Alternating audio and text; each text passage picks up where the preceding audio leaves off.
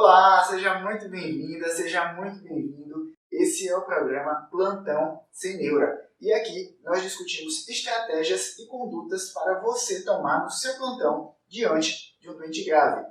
Eu sou Erley Bispo e o tema de hoje é: meu paciente parou. E agora? O que é que eu faço? Então vamos lá. Primeiro, o que é um paciente parado? Então, o que é uma parada cardiorrespiratória?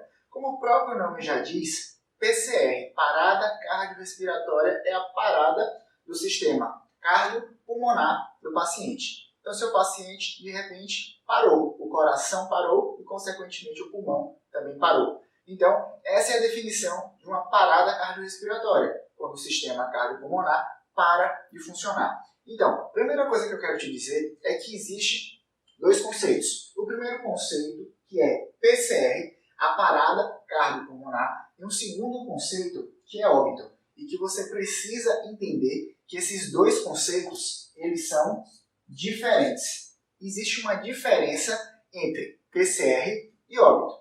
PCR é uma causa normalmente reversível e é uma causa inesperada, diferente do óbito. O óbito é uma causa esperada e irreversível. Como assim? Vou te dar um exemplo. Imagina um paciente de 25 anos que chega para você numa consulta da emergência ou que está internado na UTI e de repente, do nada, sem você esperar, de forma rápida, repentina, o paciente apresenta uma parada cardiorrespiratória.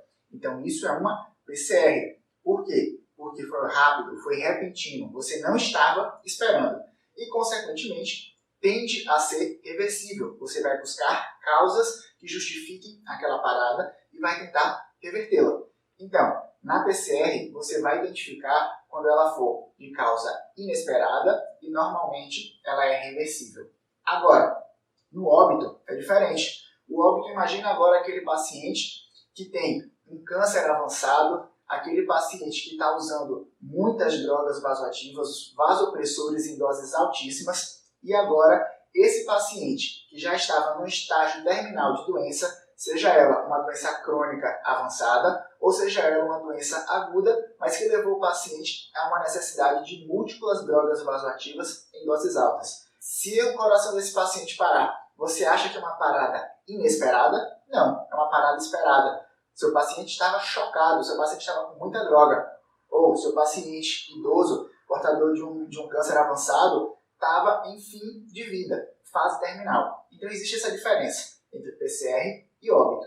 E o óbito é quando há uma causa esperada e normalmente essa causa é irreversível. Então, na PCR, a sua conduta vai ser assumir uma RCP.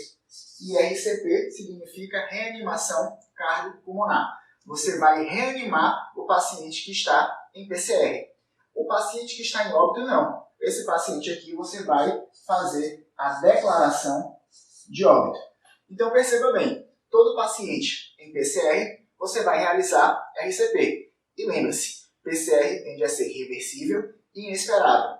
No óbito você vai dar DO, porque no óbito é irreversível e esperado. Mas muitas vezes o paciente que assumiu uma PCR e que você faz RCP, ele pode ter uma causa reversível que deixou de ser reversível. E agora ele passa a também ser um óbito. E sendo um óbito, você precisa declarar o óbito desse paciente através da declaração de óbito.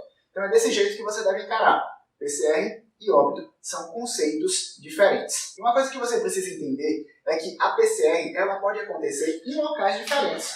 Então a PCR, por exemplo, a sua assistência vai ser dentro de um hospital, vai ser fora do hospital, independente de onde estiver acontecendo a PCR desse paciente, existem dois tipos de assistência que você vai prestar. A primeira assistência é o BLS, o Basic Life Support, o suporte básico de vida. No BLS, você está dando o mínimo necessário de forma adequada para que a circulação daquele paciente também seja adequada. E não só isso, você também está atrás de buscar reverter o ritmo que levou à parada cardiorrespiratória do paciente. Agora, não é só o BLS, a gente também tem o ACLS. E o ACLS é o suporte avançado de vida. E qual a diferença do suporte básico para o suporte avançado? Quando a gente fala em suporte avançado, nós estamos dizendo que existe a possibilidade de fazer medicações na veia do paciente, existe a possibilidade de fazer medicações intraóssea, existe a possibilidade de se entubar um paciente e se garantir uma via aérea definitiva. Diferente do BLS. O BLS você está fazendo o básico. Mas qual é o básico? O básico é uma massagem cardíaca. Além da massagem cardíaca, poder desfibrilar, poder fazer um choque no seu paciente e reverter o ritmo. Então, a gente vai aprofundar nesse conteúdo, mas eu quero te dizer, primeiro, você tem que lembrar de diferenciar PCR de óbito, porque você não vai reanimar o óbito. E segundo, você precisa entender que existe BLS e o ACLS. O BLS você pode utilizar em qualquer paciente. Ah, meu paciente está internado, vou fazer o ACLS. Você vai, mas antes de chegar no ACLS, você vai começar pelo BLS. Você vai começar pelo básico. E um dos pontos do básico é pedir ajuda. E quando fala pedir ajuda, quer dizer, traga o desfibrilador, traga o carrinho de parada que eu quero fazer medicações nesse paciente. Traga o tubo que provavelmente eu vou precisar entubar. Então, é isso que você vai fazer ao pedir ajuda. E, claro, também pedir ajuda para a equipe para revezar, para fazer uma assistência adequada para o seu paciente em PCR. Eu sei que muitas vezes é difícil conduzir um paciente em parada cardiorrespiratória. Eu me lembro que no internato eu sempre colava, chegava perto quando tinha uma parada cardíaca. Ainda que eu não fizesse nada, eu estava de longe analisando tudo o que estava acontecendo. Então, inicialmente, eu começava a analisar as pessoas que estavam massageando. Eu começava a analisar no momento de intubação, quem estava intubando, como estava intubando. Eu não aguentava ver uma parada que eu ia para perto. E assim, ia para perto para aprender mesmo. Não era para reanimar, não era para fazer nada. Mas eu ficava observando o que cada um fazia. Então, eu fui muito analisar como que era tudo feito. Por quê? Porque aquilo me dava clareza. Mas não era só isso, não era só a prática. Eu também chegava em casa e ia estudar toda a teoria. E, mais do que isso, eu fechava os olhos e memorizava todo o passo a passo da parada cardiorrespiratória.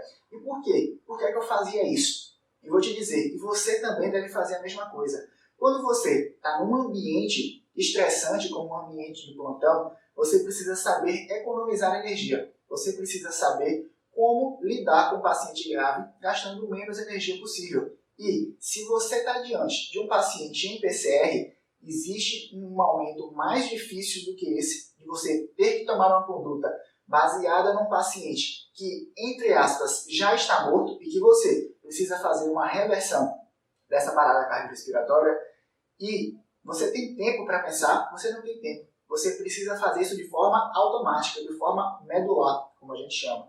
E por ser de forma medular, você precisa decorar todo o passo a passo. Entender e decorar. Entender e decorar. E era isso que eu fazia. Eu estudava a teoria e memorizava tudo aquilo que eu lia. E não só memorizava, como também via na prática como acontecia e reforçava a minha memória.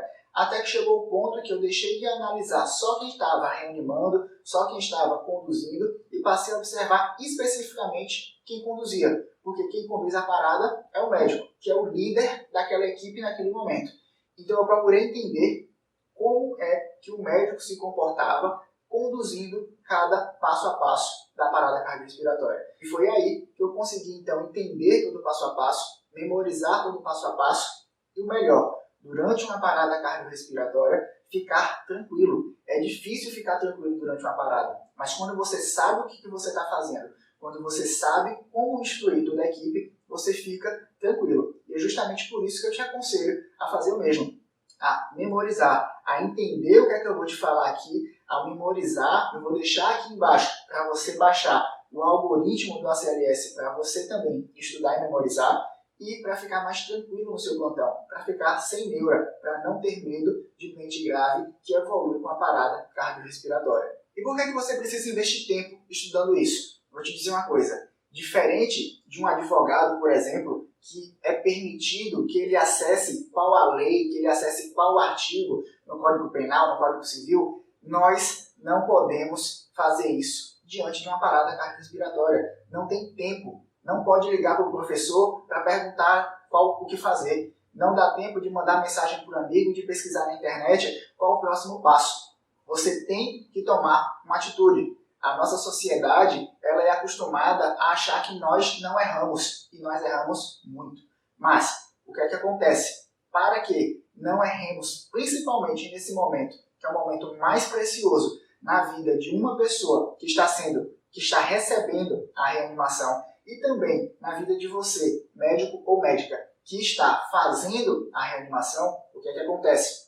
É ter decorado o passo a passo, entender o passo a passo e fazê-lo de forma adequada. Por quê? Porque este é um momento que não dá para procurar no celular e ligar para outra pessoa. Este é um momento que você tem que agir. E diante da ação, eu sei que tem alguns colegas que travam. E travam justamente porque não se depararam com aquela situação. Quando você memoriza, quando você se coloca naquele cenário, o seu cérebro fica treinado a você agir, a você conduzir determinadas situações. Então, pense, se a situação for essa, como você agiria? Se a situação fosse aquela, como você agiria? E quando você estiver nessa situação, aí sim, aí agora você vai estar preparado para ação e não vai paralisar diante de um ambiente grave. Mas agora chegou a hora de identificar a parada cardiorrespiratória do seu paciente. Como é que você vai avaliar essa parada? Então, primeiro, no protocolo anterior, nós tínhamos que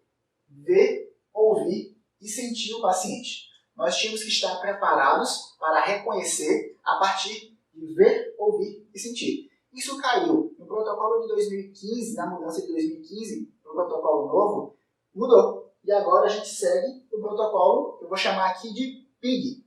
P de pulso. Você checa o pulso do paciente. Se o paciente tem pulso, ok. Se o paciente não tem pulso, ele tem uma parada cardiorrespiratória.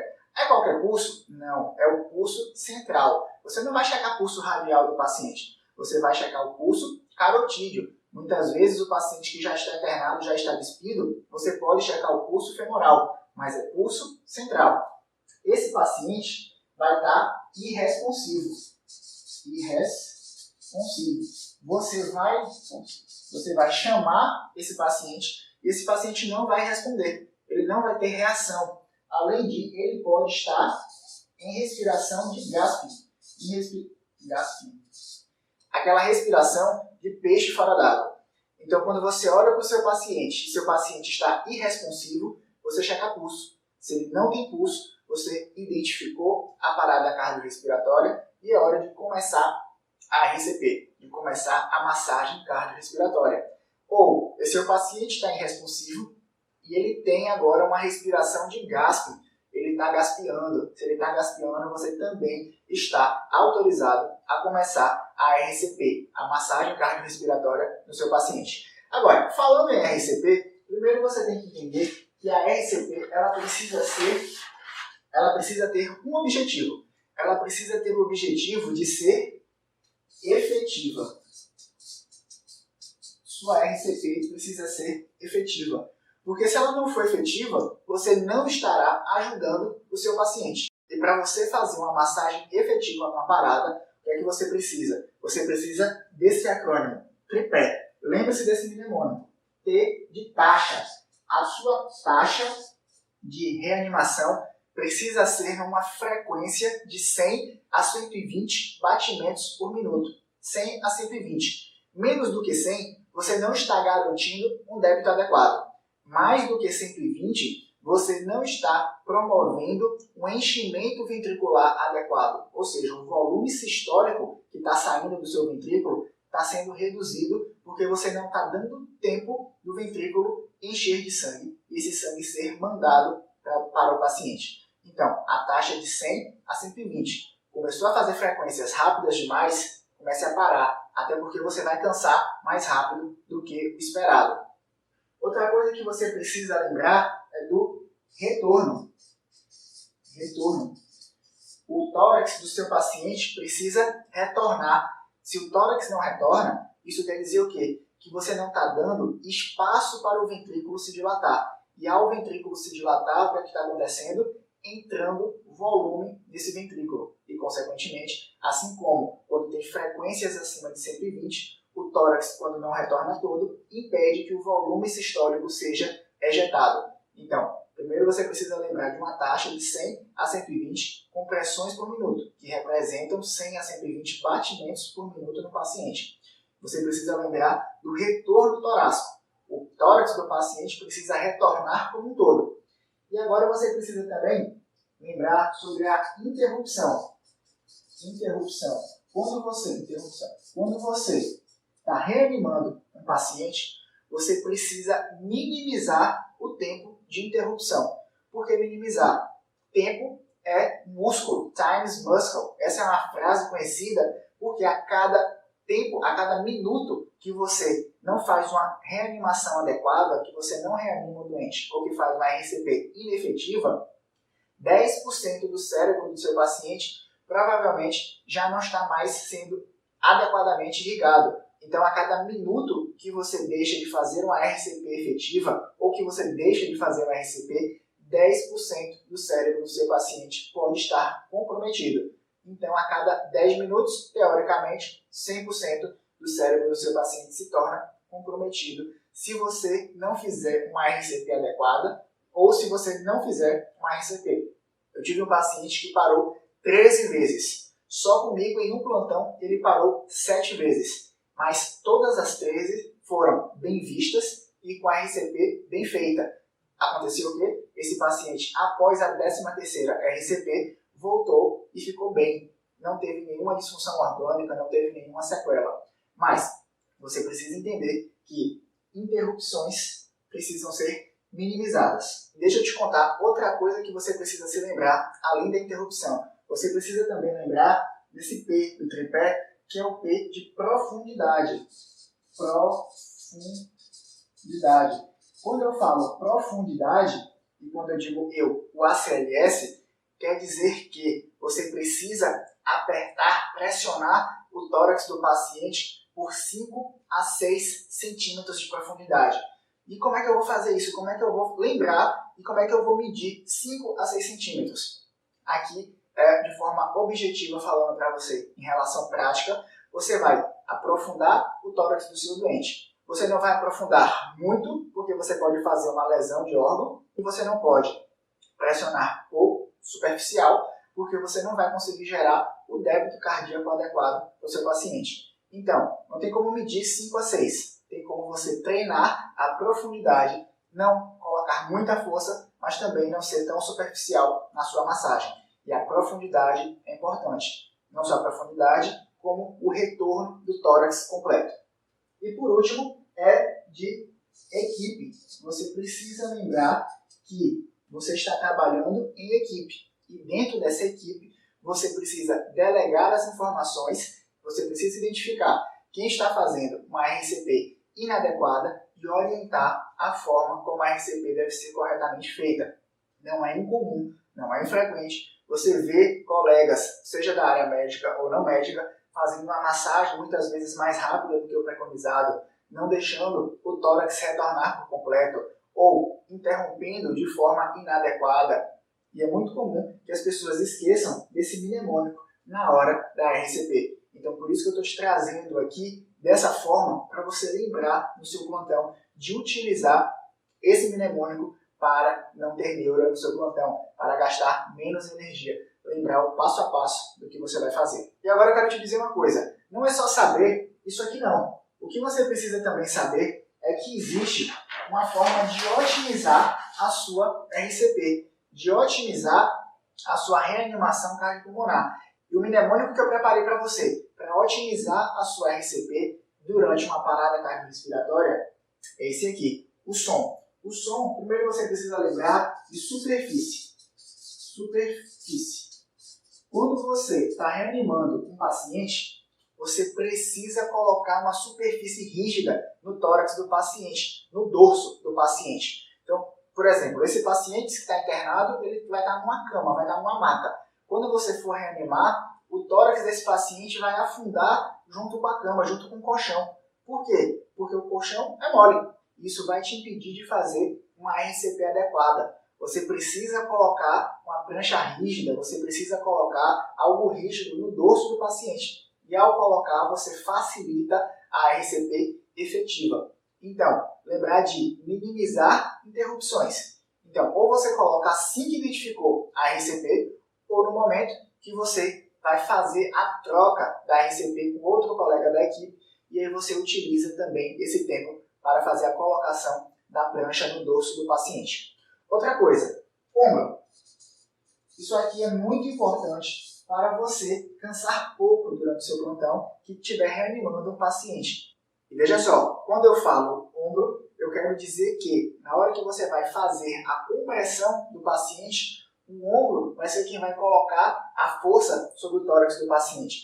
Você não vai reanimar o tórax desse jeito aqui.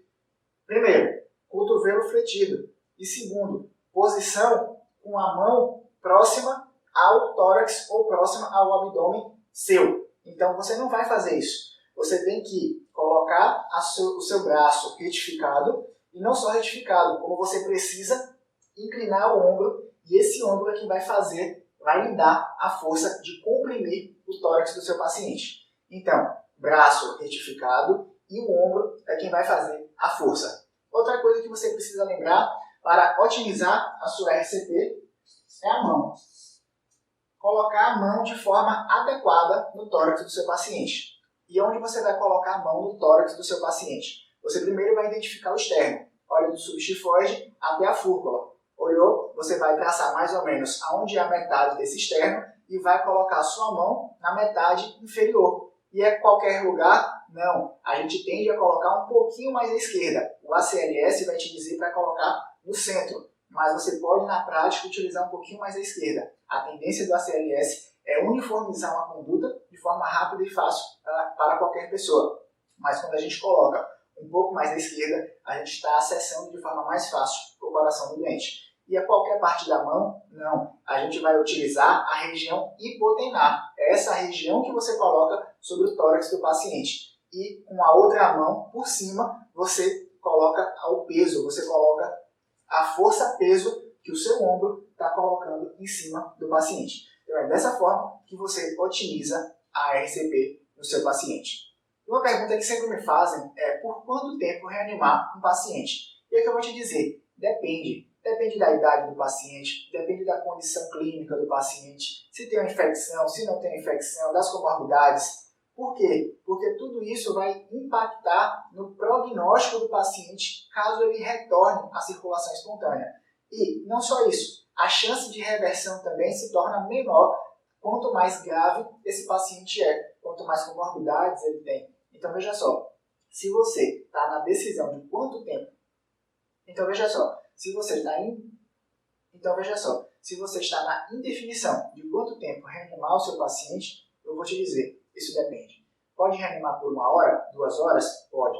Pode reanimar só por 10 minutos? Pode também. 30 minutos? Também. Vai depender do seu paciente, do status clínico do seu paciente e do quanto você acredita que a sua massagem é efetiva em reverter aquela situação, gerando um prognóstico adequado para o seu paciente. Lembre-se, time is muscle. A cada 1 minuto, 10% do cérebro do seu paciente está sofrendo, se ele não for reanimado ou se a RCP não for efetiva. Então, sempre lembrar, 10% a cada minuto.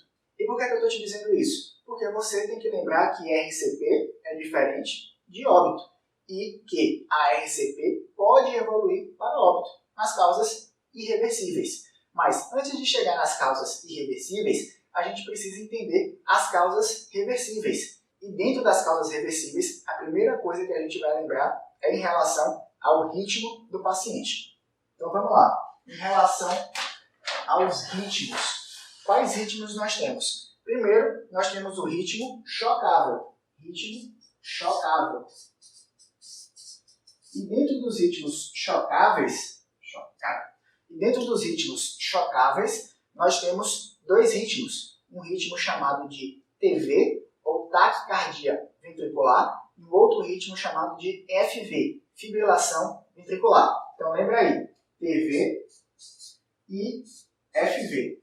Esses são os 2 ritmos que, quando identificados na parada cardiorrespiratória, você está autorizado a fazer um choque no seu paciente, seja pelo DEA ou seja pelo desfibrilador propriamente dito.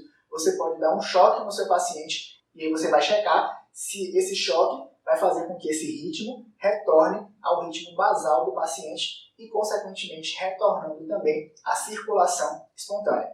Agora, não é só o ritmo chocável, temos também os ritmos não chocáveis. E os ritmos não chocáveis, nós também temos dois ritmos não chocáveis. Um deles é o AESP e o outro ritmo é a assistolia. A AESP acontece quando? Quando o seu paciente tem uma atividade elétrica, ou seja, você olha no monitor cardíaco, você olha no monitor das pás que você está colocando ali do desfibrilador e você percebe que há um QRS, às vezes uma onda P QRS, você percebe que há um ritmo, ou um ritmo normal, ou um ritmo que muitas vezes você não consegue identificar muito bem qual o ritmo é. Mas existe um ritmo, existe uma atividade, mas quando você chega ao pulso do seu paciente, ele não tem pulso. Então isso é representado pela AESP, atividade elétrica sem pulso. Diferente da sistolia. Na sistolia, além de não ter pulso, quando você olha para o eletro do paciente, quando você olha para o monitor, você percebe uma linha reta. Você percebe que não há nenhum ritmo elétrico sendo gerado e que esse paciente está sem pulso. Então, nesse momento, você assume que esse é um ritmo não chocável e dentro do ritmo não chocável, você assume que esse paciente está em assistolia. Agora, todo paciente em assistolia, você precisa lembrar, não esquece, você precisa lembrar um protocolo, que é o protocolo da linha reta. Não pode esquecer esse protocolo. Eu vou te dizer aqui o porquê. O protocolo da linha reta, ele é também conhecido como o protocolo da cagada. O protocolo da linha reta, você vai utilizar alguns parâmetros para saber se realmente aquela assistolia, aquela linha reta é uma linha reta. Então, primeiro, a gente vai checar cabos. Primeiro a gente vai avaliar se todos os cabos estão corretamente ligados no eletrodo do paciente, se eles estão na posição correta, porque muitas vezes o cabo está solto e o monitor para de ler o ritmo do paciente. Então, muitas vezes você precisa ficar ligado se os cabos estão realmente adequadamente ligados no paciente e no monitor, para que não haja problema de erro de cabo.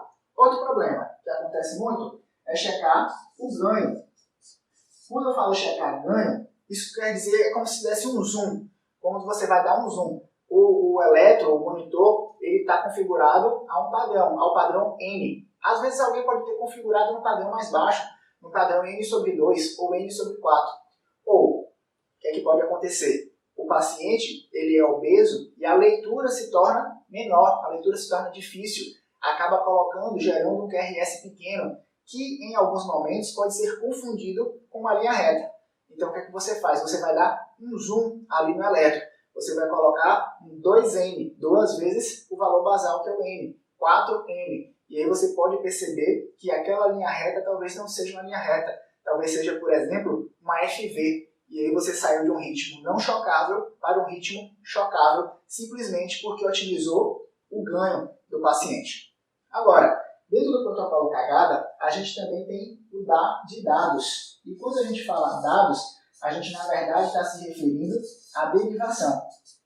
Derivação. Por quê? Às vezes o que acontece? No elétron, se você tem uma derivação que ela está a 90 graus de uma outra derivação, e se você não entende isso, fica tranquilo que em um outro momento nós vamos gravar uma aula sobre isso, mas entende o conceito. Se você tem uma derivação que está a 90 graus de outra derivação, aquela derivação pode se apresentar como uma linha reta. Olha que interessante. Se a derivação se apresentar como uma linha reta, o que é que você precisa fazer? Mudar a derivação. Então, por exemplo, você estava olhando a derivação D2, agora você vai olhar a derivação D3, a derivação D1. E dessa forma, você pode identificar que aquela linha reta não era de assistolia, mas era, na verdade, porque uma derivação estava a 90 graus de outra derivação. Então, dessa forma, sempre que você vir uma linha reta num paciente que você acha que está em assistolia, lembre-se sempre primeiro da cagada. Checar cabos, checar o ganho e checar os dados, que nesse caso aqui são as derivações do eletro do paciente. Ok, agora que você já sabe que existem ritmos chocáveis e ritmos não chocáveis, vamos então lembrar quais são as causas reversíveis que podem levar o paciente a ter ritmos não chocáveis. Então, quais são as causas que vão levar o paciente a ter assistolia ou ter AESP? E nesse momento, a gente precisa lembrar que existe uma teoria dos 5Hs e 5Ts, e que, na verdade, mais recentemente, a gente já utiliza 6Hs e 6Ts, que justificam causas reversíveis de PCR em seu paciente. Então, primeira causa, o primeiro H que eu vou listar para você aqui é hipóxia. Hipóxia. Seu paciente que apresenta hipóxia, ele apresenta déficit de oxigênio. Olha, oxigênio é importante para quê? Para fazer a nutrição celular, para gerar energia para o corpo. Se ele não tem oxigênio, o que acontece? Parada cardiorrespiratória. Como é que você reverte uma hipóxia? Dando oxigênio para o seu paciente. Às vezes é um paciente, por exemplo, que está entubado ou está traqueostomizado e faz uma rolha, faz uma obstrução no tubo. O que é que você faz? Desobstrui o tubo, desobstrui o traqueóstomo. Às vezes é um paciente que perdeu o drive respiratório. Ele não está mais conseguindo respirar de forma adequada. Então ele está fazendo hipóxia. E quando faz hipóxia, ele pode apresentar uma PCR. Outra causa, hipovolemia. Hipovolemia. O paciente que tem hipovolemia, ele não tem um volume adequado no organismo para fazer com que o débito cardíaco gerado seja efetivo, a ponto de irrigar adequadamente os órgãos nobres. Então, hipovolemia também é uma causa de PCR. Como reverte a hipovolemia? Dando volume para o seu paciente, fazendo uma expansão volêmica para o seu paciente. Vou te dizer mais uma causa de parada. Mais uma causa é a hipotermia. Seu paciente que tem hipotermia, o que acontece? Ele também corre risco de parar. Por quê? Porque a hipotermia vai levar ao não funcionamento adequado do organismo. Então, um coração hipotérmico é um coração que não está batendo adequadamente, não está gerando volume de forma adequada e, consequentemente, não está contribuindo para a circulação espontânea do seu paciente. Como é que reverte a hipotermia? Você vai fazer o quê? Manta térmica. Ligar um aquecedor no paciente, fazer uma expansão volêmica com soro aquecido. Pega o soro, coloca no micro-ondas, aquece esse soro e infunde no paciente. Então, dessa forma, você ajuda a reverter a hipotermia. Uma outra situação é a hipo ou hipercalemia. Seu paciente que tem um potássio alto ou um potássio baixo, esse paciente corre risco de uma arritmia. E essa arritmia é uma arritmia maligna que vai levar o paciente a uma parada cardiorrespiratória, normalmente em AESP. Então lembre-se, ver um paciente em AESP que tem um QRS alargado, comece a pensar que esse paciente pode ter uma hipercalemia. Então trate esse paciente. Tratar como? Gluconato de cálcio. Gluconato de cálcio é um estabilizador da membrana cardíaca. Então você consegue reverter esse paciente, reverter a parada desse paciente com gluconato de cálcio. Então, depois que você faz esse estabilizador, você começa a tratar a hipercalemia. Você começa a tratar os níveis de hipercalemia para reduzi-los. Colocar esse potássio dentro da célula ou colocar esse potássio para fora do organismo do seu paciente. Mas a primeira conduta é gluconato de cálcio. Outra coisa que você pode ter como causa dos Hs é o H+.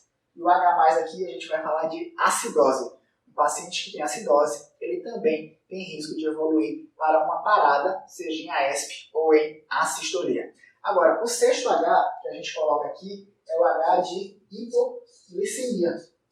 Hipoglicemia. O seu paciente que tem um HGT muito baixo, ele tem total risco de evoluir para uma parada cardiorrespiratória. Ele não tem, assim como o oxigênio que é dado lá na hipóxia promove a energia no paciente, a quebra da glicose gera uma energia. Se eu não tenho glicose, eu também não tenho energia. E se eu não tenho energia, meu paciente corre risco de uma parada cardiorrespiratória. Vamos agora para os 6 T's que podem levar o seu paciente a uma parada cardiorrespiratória. E o primeiro T que eu vou destacar aqui é o T de tensão no tórax. Quando a gente fala de tensão no tórax, o que é que você precisa lembrar? Pneumotórax. Pneumotórax é uma causa que pode levar o seu paciente a parar. E essa causa você vai conseguir reverter de forma muito fácil, fazendo uma punção de alívio no seu paciente. Você faz a punção de alívio tira o paciente da intercorrência e esse paciente retorna. Então você pode fazer uma punção de alívio e depois você pensa em fazer em outro momento uma drenagem torácica em selo d'água para tratar o pneumotórax do seu paciente. Agora veja só, outro T que a gente tem aqui é de TEP. O seu paciente pode fazer um TEP maciço, um TEP grande, levar a uma disfunção do ventrículo e essa disfunção do ventrículo, consequentemente, levar o seu paciente à parada e talvez a óbito. Então você tem que lembrar que o TEP é uma das causas. E para reverter o TEP, muitas vezes na parada ali, a gente só tem os fibrinolíticos para conseguir tirar esse paciente do TEP. Uma outra situação, agora, é um paciente que tem trombose de coronária. E por trombose de coronária, o que é que você vai identificar? IAM, infarto. O paciente infartou, o paciente teve uma trombose da coronária. E nesse caso, o paciente também, se você não tiver uma atitude rápida, se você não tiver um centro disponível para fazer um fibrinolítico, você não vai conseguir tirar esse paciente da PCR. Esse paciente vai evoluir para óbito. E você tem que lembrar que IAM também é uma das causas de PCR no seu paciente. E eu vou te dizer agora mais um T dos 6 T's em relação à parada cardiorrespiratória. E um T é chamado de tamponamento. Seu paciente que tem um tamponamento, ele tem uma restrição ao débito cardíaco. Ele tem uma restrição ao volume sistólico, à ejeção do volume sistólico. E por consequência, se eu não gero volume, se eu não gero débito, eu não estou gerando uma circulação efetiva. E o meu paciente pode apresentar uma PCR por conta disso. Como é que eu reverto isso? Fazendo uma pericardiocentese de emergência. Vou te falar mais um T. E um T são os tóxicos ou toxinas. Algumas situações nós vamos ter o quê? Medicações que vão levar a RCP. E um exemplo dessas medicações são os opioides. Os opioides podem levar a depressão do sistema respiratório, consequentemente levar a uma parada cardiorrespiratória. Você precisa se lembrar que existe a possibilidade de tóxicos estarem relacionados à parada cardíaca do seu paciente. Mas, para terminar, temos mais um T, que é o T de trauma. Seu paciente que chegou com um trauma, ele pode ter uma parada cardiorrespiratória. Fez um trauma torácico intenso, um trauma cardíaco intenso, uma lesão vascular significativa. Isso pode provocar a parada cardíaca do seu paciente. Então, esses são os 5 Hs e os 5 Ts que você precisa ter na sua mente. Você precisa ter isso decorado. Por quê? Porque essas são as causas reversíveis de parada cardiorrespiratória do seu paciente. E se você sabe quais são as causas, você sabe como tratá-las. E se você sabe como tratá-las, a maior chance é que você consiga reverter a parada cardiorrespiratória do seu paciente. Então precisa lembrar quais são as causas reversíveis em pacientes que possuem ritmo de AESP ou ritmo de assistolia. Primeiro, na assistolia, lembra do protocolo cagada. Confirmou que o protocolo da linha reta é realmente assistolia? Vamos lá. AESP e assistolia a gente trata lembrando dos 6 Hs e dos 6 Ts. Claro, nem sempre nós vamos conseguir reverter. E aí nosso paciente que está com PCR vai evoluir para óbito. Mas eu vou te dizer uma coisa, sempre acontecem alguns erros durante a RCP. Então lembra lá que a gente tinha falado em relação ao trip, em relação ao som, em relação a como fazer uma melhor massagem? Aqui agora eu vou te dizer alguns erros que nós encontramos na prática, alguns erros que sempre vejo na prática no nosso paciente.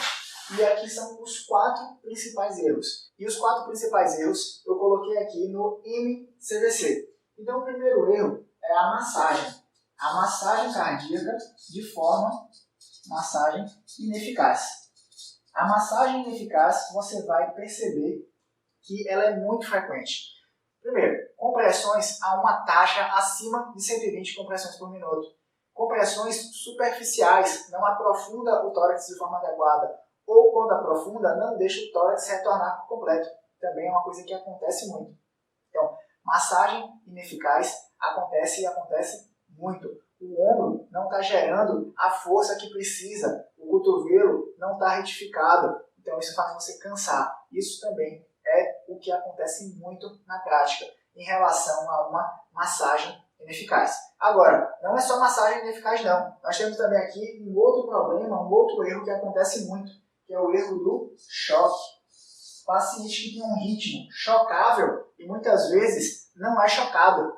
E quando a gente fala de choque, o que é que você precisa lembrar que é um erro comum que acontece? Chocar o paciente que não tem um ritmo chocável. Se ele é um paciente que tem AESP ou se ele tem assistolia, você não vai chocar esse paciente. Esse paciente não tem um ritmo chocável. E isso acontece e acontece muito. Acreditem no que eu estou falando. Ritmos não chocáveis sendo chocados. Você está perdendo tempo. Time is muscle. Você está perdendo tempo de forma inadequada no seu paciente. Então esse é um outro erro que acontece bastante. Agora eu vou te dizer aqui um terceiro erro em relação aos erros da RCP, que é o erro de ventilação. Seu paciente que está entubado, alguém assumiu a frequência do AMBU.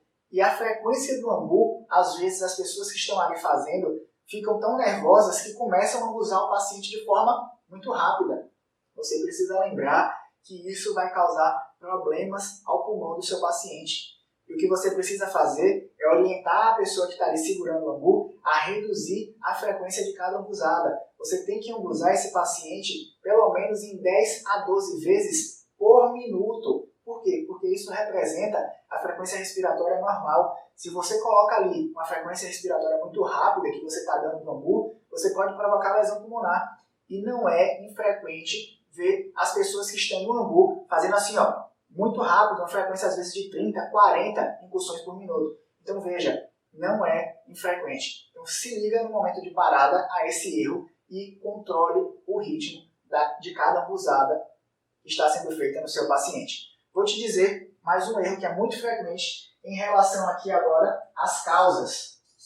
Em relação às causas. Causas que podem ser vistas como ritmos que eram reversíveis e que não foram tomadas medidas para reverter aquele ritmo.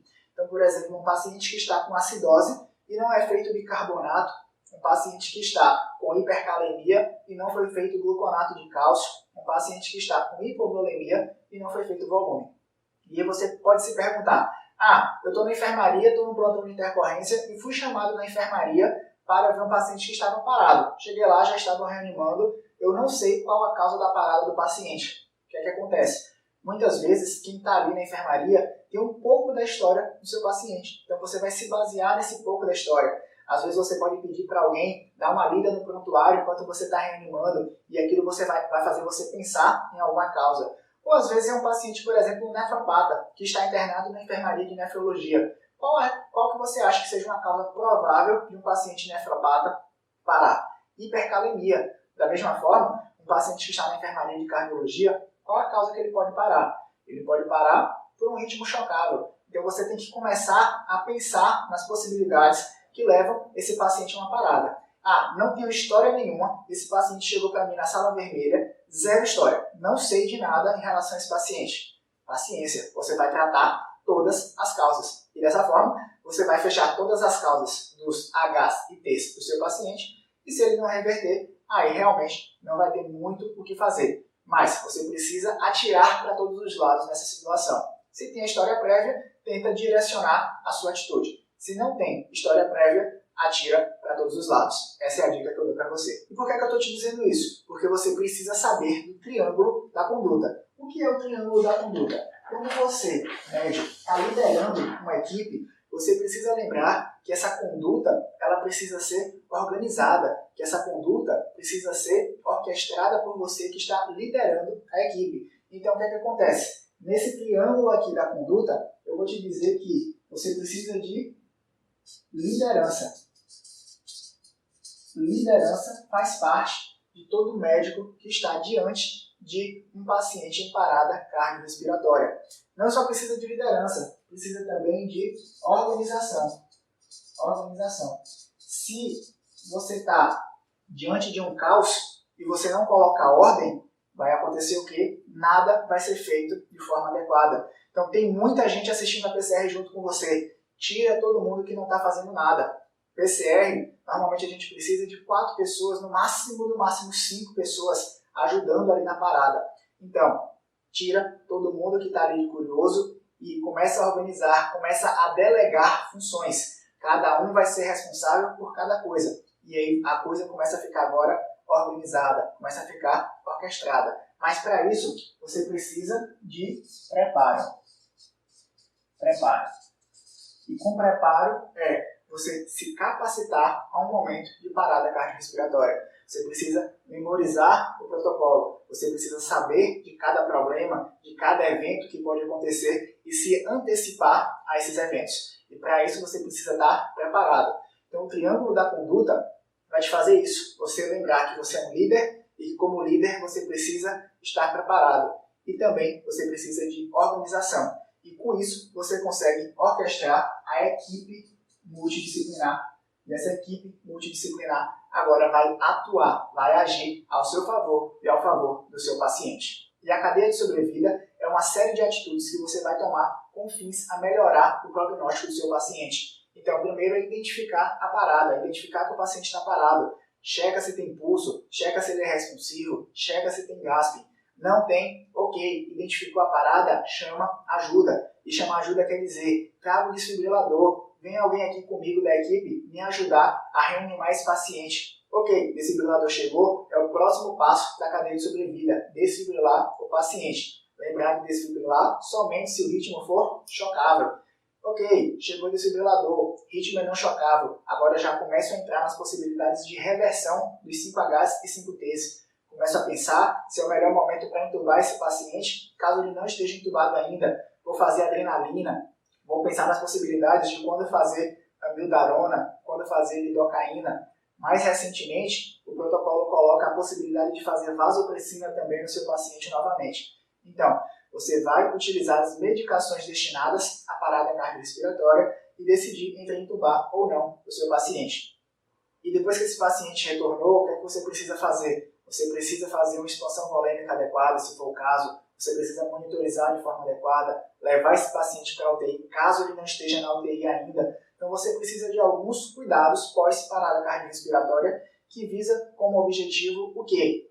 Não provocar uma nova parada cardiorrespiratória nesse paciente e também minimizar as eventuais complicações que esse paciente pode apresentar em decorrência da parada que ele teve. Então, é isso que você precisa lembrar da cadeia de sobrevida do seu paciente. Eu vou te dizer agora algumas dicas que você pode utilizar durante a parada cardiorrespiratória do seu paciente para melhorar ainda mais aquilo que você está prestando de assistência. A primeira coisa que você pode fazer é um ecocardiograma do seu paciente. Eco na parada, o paciente está parado, eu tenho que priorizar a massagem, como é que eu vou fazer um eco? Sim, se você está num serviço, esse serviço possui um eco, enquanto você está reanimando, pede alguém para trazer esse eco, deixa o eco ligado. E quando for trocar com outra pessoa, com outro profissional que for fazer a reanimação, aí agora chegou o momento de você rapidamente ali, em 5 segundos, colocar o eco, colocar o probe aqui no subchifóide do paciente e dar uma olhada no coração. E saber, por exemplo, se esse paciente tem um tamponamento cardíaco, se esse paciente tem um coração batendo e você não conseguiu flagrar o pulso porque estava muito fino. Então é uma possibilidade também, de forma rápida, utilizar o eco no seu paciente. Vou te dizer outra coisa. ECMO. ECMO é uma espécie de uma circulação extracorpórea, só que uma circulação extracorpórea de forma prolongada. Você pode utilizar o ECMO, que é uma membrana oxigenatória que vai fazer parte, vai fazer o papel tanto de pulmão quanto de coração do seu paciente. É um paciente jovem, é um paciente que tem um tempo curto de parada, normalmente 10 minutos de parada, e onde tem um serviço que tenha uma equipe de ECMO disponível. Então você pode utilizar o ECMO como uma ponte para a melhora do paciente em relação à parada cardiorrespiratória que ele está apresentando. E se o seu paciente é um paciente jovem, um paciente sem comorbidades, é um paciente que está há pouco tempo parado e a sua reanimação é uma reanimação efetiva, você aciona a equipe de ECMO e a equipe de ECMO vai instalar essa máquina, vai instalar esse dispositivo no seu paciente. E aí esse dispositivo vai agora assumir tanto o papel de coração quanto o papel de pulmão do seu paciente, até que você identifique qual a causa que levou à parada cardiorrespiratória e reverta essa causa. Então essa é mais uma dica que eu posso dar para você aqui. E vou dar a terceira dica. A terceira dica é gasometria. Você pode utilizar a gasometria na parada cardiorrespiratória. Por que isso não está descrito? Porque isso vai perder tempo. Isso vai fazer com que não fique medular. o que é que você precisa entender? Compressão é o que você precisa focar. Mas, se você está diante de uma parada cardiorrespiratória, você tem uma equipe treinada, você tem um gasímetro, o que é que você pode fazer? Pede alguém que está ali dentro da sua equipe para colher uma gasometria, ou você mesmo vai lá e colhe uma gasometria rapidamente. Às vezes o paciente já tem uma pressão arterial invasiva, então não precisa nem furar o paciente, é só aspirar o sangue direto da pressão arterial invasiva. Ou, ainda que fure o paciente, você busca pelo menos avaliar como é que está o ponto de vista metabólico, como é que está o ponto de vista de oxigenação. Porque você consegue na gasometria identificar o quê? Se o problema é de hipóxia, você consegue identificar se o problema é acidose, você consegue identificar se tem um potássio alto, ou seja, são causas reversíveis, que dentro de uma gasometria você consegue conduzir a sua parada. Você consegue dizer, eu quero bicarbonato, você consegue dizer, eu quero gluconato de cálcio, eu vou fazer volume, eu vou dar mais oxigênio. Então, gasometria é super importante de você utilizar na sua prática. E lembre-se, desde que você não atrase ou não deteriore a qualidade da sua assistência em relação à reanimação cardiopulmonar. Então, é isso que você precisa entender nesse momento. Em uma outra aula, nós vamos discutir o algoritmo, ou seja, o passo a passo que você vai seguir, como você vai fazer a massagem, quando você vai chocar, em que momento você vai fazer a adrenalina, em que momento você vai fazer a amiodarona, ou seja, qual a sequência que você vai seguir na sua parada cardiorrespiratória. Então, é isso que você precisa entender até aqui. E tem mais uma coisa, aqui embaixo eu vou deixar o link para você baixar do protocolo do ACLS 2015-2020, baseado na conduta em relação à parada cardiorrespiratória, e aí você dá uma estudada, dá uma aprofundada em relação a esse conteúdo. E se você já passou por alguma parada, me conta aqui embaixo também nos comentários qual foi a sua experiência. Se não foi uma coisa realmente desgastante, estressante, principalmente se a equipe não está preparada, diga aí, lembra daquela LOP, liderança, organização e preparo? Será que aquilo faz diferença na hora que você está conduzindo uma parada? Diga aí nos comentários como foi a assistência à parada ao seu paciente ou a assistência que você viu prestando em algum outro paciente que você não estava conduzindo. Agora, eu vou te dizer outra coisa. Eu vou colocar aqui na minha tela um vídeo de um eco que eu fiz durante uma parada cardiorrespiratória, para você ver em relação à imagem como é um coração que estava batendo e agora parou. E esse coração parado pode ser visto e pode ser buscado algumas causas que justifiquem essa parada, como eu disse para você. Bom, chegamos ao fim dessa aula, nos encontramos em uma próxima aula. Até lá!